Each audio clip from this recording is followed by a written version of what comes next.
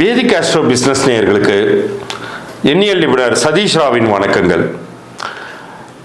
இப்போது நம்ம காணப்போவது ஒரு முக்கியமான, அதே சமயத்தில் ரொம்ப குறுகிய கால பயனுள்ள ஒரு தகவலாக, குறிப்பாக தொழிலை செய்பவர்களுக்கு, பெரிய பெரிய பிஸ்னஸ் ஓனர்ஸ்க்கு மட்டுமே பயன் தரக்கூடிய ஒரு விஷயம் இது.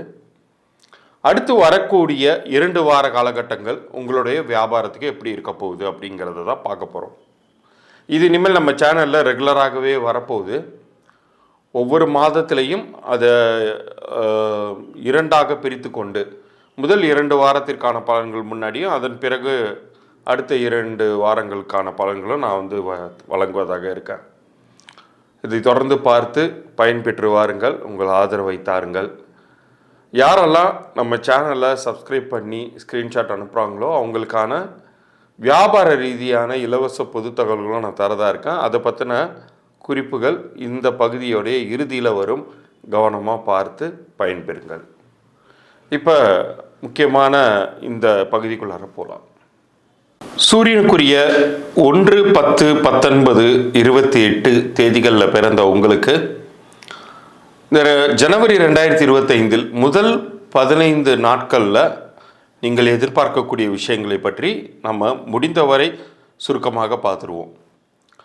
இதில் வியாபார ரீதியாக பண வருவாய்க்கான நாட்களாக நீங்கள் எடுத்துக்கொள்ள வேண்டியது 1ஆம் தேதி, 10ஆம் தேதி, அதே போல் 14ஆம் தேதி. இந்த தேதிகளில் உங்களுக்கு வரவேண்டிய ஏதேனும் நிலுவைத் தொகை இருந்தால் அது வருமாறு நீங்கள் முன்னாடியே ஃபாலோ பண்ணி வச்சுக்கலாம். அப்படி இல்லைன்னா புதிய ஆர்டருக்கு ஏதாச்சும் நீங்கள் ஒரு ப்ரொப்போசல் கொடுக்க போகிறீங்க அப்படின்னா நீங்கள் முன்னாடியே அதை நீங்கள் இந்த திட்டமிட்டு இந்த தேதிகளில் கொடுத்தீங்கன்னா நீங்கள் எதிர்பார்க்காத வண்ணம் இம்மிடியட்டாகவே அதுக்கான அட்வான்ஸ் நீங்கள் வாங்கிட்டே வந்துடலாம். அந்த அளவுக்கு ஒரு பாசிட்டிவிட்டியை தரக்கூடிய நாட்களாக இப்போ நான் சொன்ன இந்த தேதிகளை நீங்கள் தேர்ந்தெடுத்து கொள்ளலாம். சரி, இப்போ நான் ஏற்கனவே ஒரு ஆர்டர் துவங்கி பண்ணிக்கிட்டே இருக்கேன், ஆனால் அதுக்கான எனக்கு பேமெண்ட்டே சுத்தமாக வரலை அப்படிங்கிற கண்டிஷனில் இருக்கக்கூடியவர்கள் மிக சரியாக 6ஆம் தேதி நீங்கள் உங்களுடைய ஃபாலோஅப்பை நீங்கள் பண்ணணும். 6ஆம் தேதி போல் உங்களுடைய பேமெண்ட்டு வாங்கிறதுக்கான முயற்சியை நீங்கள் முன்னாடியே முன்னெடுத்து வச்சுருங்க. இந்த தேதியில் உங்களுக்கு கரெக்டாக அந்த அமௌண்ட் சேரும். அந்த அளவுக்கு அது ரொம்ப பவர்ஃபுல்லாக இருக்கும். தவிர்க்க வேண்டிய தேதிகள் இந்த முதல் 15 நாட்களில் அப்படின்னு சொல்லி நீங்கள் பார்க்கும் பொழுது, குறிப்பாக 4ஆம் தேதியை நீங்கள் முழுசாக தவிர்த்துக்கோங்க. அந்த தேதியில் நீங்கள் ஒரு ஆர்டர் சம்மந்தமாக ஒருத்தவங்கள்ட்ட போய் நிற்கிறதோ அல்லது ஒரு இன்வாய்ஸ் கொடுக்குறதோ, புதிய ஒரு பிஸ்னஸ் சம்மந்தமாக பேசுகிறதோ, அது எல்லாத்தையுமே தவிர்த்துக்கோங்க. அதே போல் 8ஆம் தேதி இந்த தேதியிலையுமே நீங்கள் புதிதாக இந்த வியாபாரம் சார்ந்த விஷயங்களை முன்னெடுப்பதற்கான நாளாக அதை வச்சுக்காதீங்க. ஒரு சாதாரணமாக ஒரு பேங்க் அக்கௌண்ட் ஓப்பன் பண்ணுறதை கூட அந்த நாளில் வைத்து கொள்ள வேண்டாம் அப்படின்னு நான் அறிவுறுத்துவேன். ஏன்னா அந்த தேதியில் நீங்கள் செய்ய முயற்சி பண்ண போகும்போது காரியத்தடை அப்படிங்கிறது ஏற்படும். போன காரியம் அப்படிங்கிறது நடக்காமல் ஏமாற்றத்தோடு திரும்பி வரக்கூடிய சூழ்நிலைகள் அப்படிங்கிறது உருவாகும். பொதுவாகவே இந்த மாதம் இப்போ நான் சொன்ன இந்த தேதிகள் மிக மிக முக்கியம். அதில் ரொம்ப சிறப்பு மிகுந்த நாட்களாக நீங்கள் எடுத்துக்கொள்ள வேண்டியது, இப்போ நான் சொன்ன அந்த முதல்ல சொன்ன அந்த 1, 10, 14 ஆகிய தேதிகள்லாம் ரொம்ப ரொம்ப நல்லா இருக்க போகுது.